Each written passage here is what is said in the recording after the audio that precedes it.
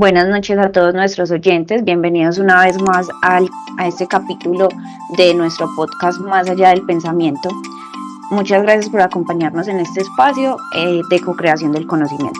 En esta ocasión invitamos a dos estudiantes de primer semestre de psicología para conversar un poco acerca de la creatividad, cómo puede ser definida y cuáles son esas técnicas o métodos para incentivar el proceso creativo. Este análisis lo vamos a desarrollar a partir del libro Anatomía de la Creatividad de Loren Guilera. La creatividad sin duda puede ser definida como el proceso innato del ser humano de generación de ideas o transformación de conocimientos previos. En este sentido, invitamos a Alejandra a responder una de nuestras primeras preguntas. Alejandra, bienvenida a este espacio.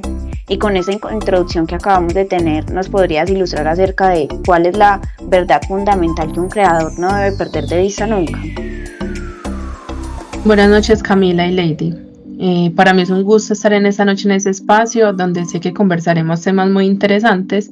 Y bueno, para dar respuesta a tu pregunta, el objetivo del creador siempre será darle solución al problema, nunca aprovecharse de ningún método o técnica en particular, y si es necesario cambiar el rumbo hasta encontrar la salida correcta, esto lo haremos las veces que sean necesarias. Muchas gracias, Alejandra. Es decir, que necesitamos mantener siempre ese proceso constante de creación de ideas. Lady, para complementar un poco la opinión de Alejandra, cuando necesitamos resolver un problema, ¿cómo pueden las técnicas creativas promover la producción de esas ideas originales y satisfactorias? Buenas noches a todos, muchas gracias Camila por la invitación. Como decía mi nombre es Lady Muñoz, y para responder a tu pregunta, las técnicas de ayuda a la creatividad promueven la generación de ideas originales y satisfactorias, ya que ya nos ofrecen un método organizado para encontrar así la inspiración. Esto va a permitir identificar y desarrollar ideas novedosas, acercándonos más fácilmente a los resultados creativos que estemos buscando. Lady, eso en términos de las técnicas, pero ¿cuáles son esas vías fundamentales que nos pueden ayudar a manifestar la creatividad? Y si nos puedes definir brevemente en qué consiste cada una. Bueno, son 5 las vías a través de las cuales se puede desarrollar cualquier proceso creativo. Estas son la evolución. Esta implica la mejora continua de lo que ya existe, reconociendo que las soluciones previas no se olvidan, ya que todo lo que nos rodea tiene el potencial de ser mejorado de forma progresiva. Tenemos la síntesis, que es cuando juntamos varias ideas, conceptos diferentes, y podemos esperar como resultado una nueva idea que no habíamos contemplado antes, creando así una nueva creación. Tenemos revolución, que implica la introducción de una nueva idea, material o procedimiento que no hayamos utilizado antes y que genere una mejora significativa, incluso si requiere romper con hábitos previos y procesos establecidos. Tenemos la reutilización, que esta implica mirar más allá de las cosas que creemos que han cumplido su ciclo y ya no tienen funcionalidad, ya que en realidad pueden dar al lugar algo nuevo, puede dar una nueva funcionalidad, un nuevo uso como tal. Esto requiere tener la mente abierta a cualquier estímulo externo. Y por último tenemos el cambio de dirección. Esta vía implica abandonar los métodos anteriores que no han logrado proporcionar la solución deseada y cambiar el enfoque hacia un nuevo rumbo. Se trata simplemente de dirigir la atención hacia otro aspecto del problema y abordarlo desde esa nueva perspectiva, utilizando los mismos recursos disponibles.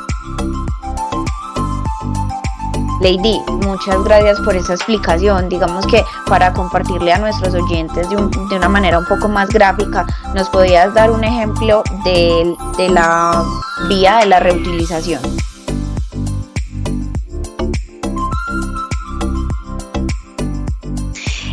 Claro que sí.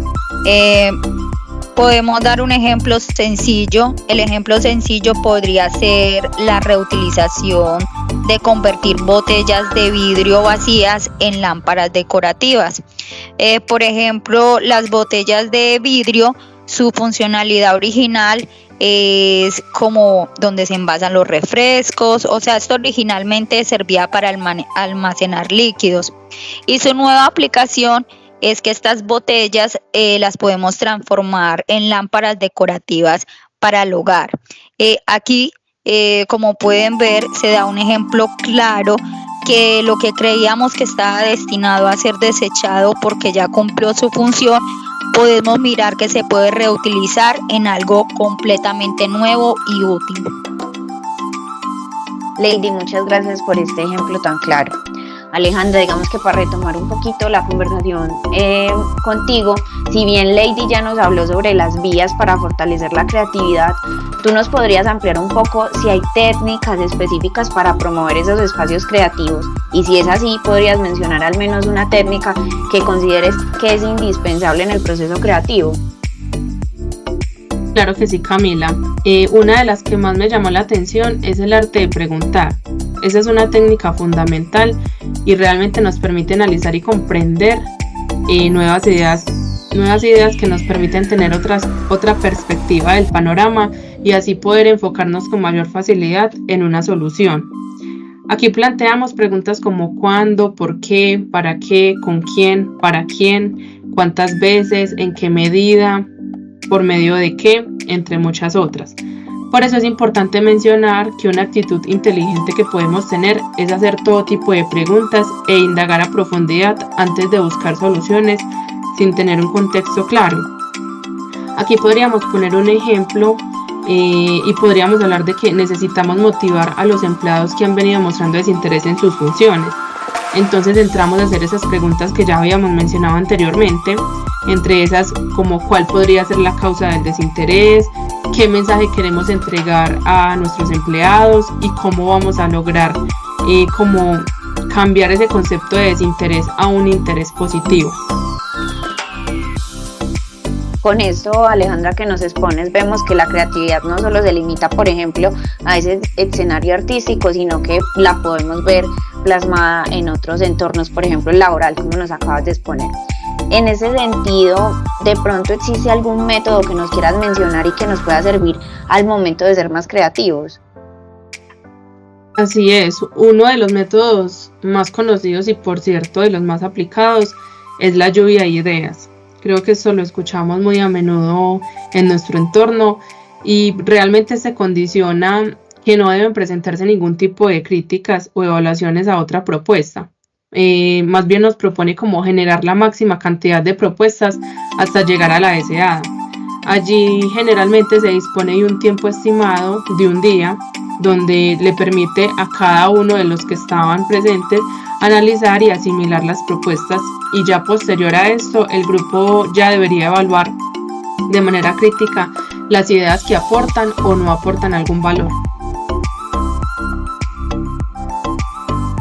Muchas gracias, Alejandra. Ya por temas de tiempo de nuestro podcast debemos ir despidiéndonos. Sin embargo, rescatamos la importancia de lo que acabamos de mencionar en términos de que en últimas el proceso creativo es un proceso constante y que se construye a medida que el individuo se cuestiona y busca otras perspectivas para este proceso. Muchas gracias por acompañarnos en este espacio.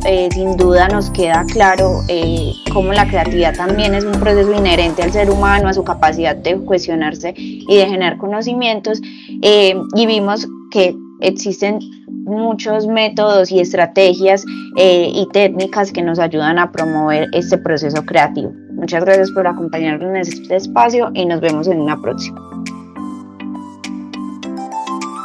Muchas gracias a Camila y a Lady. Gracias por la invitación.